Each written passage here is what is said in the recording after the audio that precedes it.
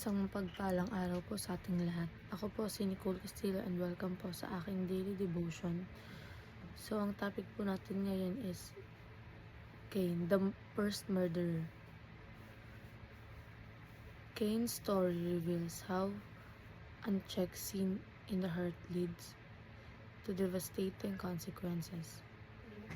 Though God warned him and invited him to rule over sin, Cain allowed anger, jealousy, and wounded pride to grow. His failure was not merely in action, but in affection. His heart was misaligned with God.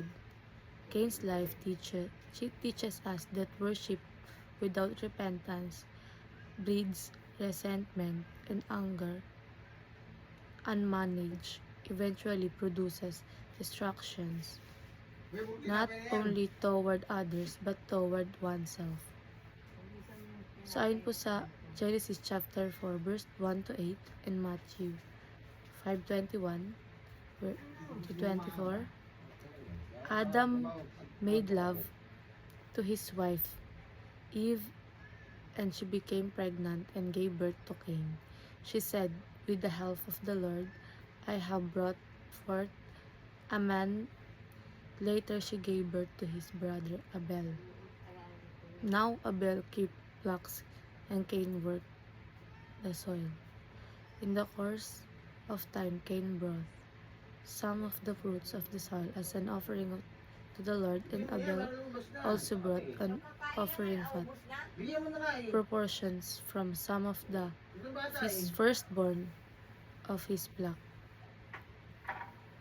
The Lord looked with favor on Abel and his offering, but on Cain and his offering he did not look with favor. So Cain was very angry and his face was downcast.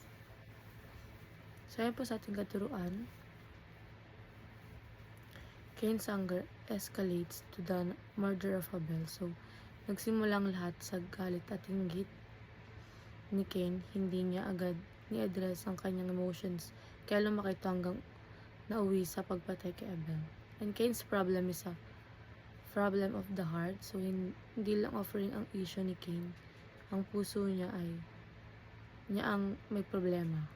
And Cain's status, a restless wanderer on the earth. So dahil sa kanyang kasalanan, naging walang kapahingan si Cain. Palipat-lipat, walang peace. And sa applications naman po, mind your own heart issues before becoming angry. And minimize your anger by engaging in true worship. And manage your anger before it becomes a sinful act. And ayun lang po, maraming salamat.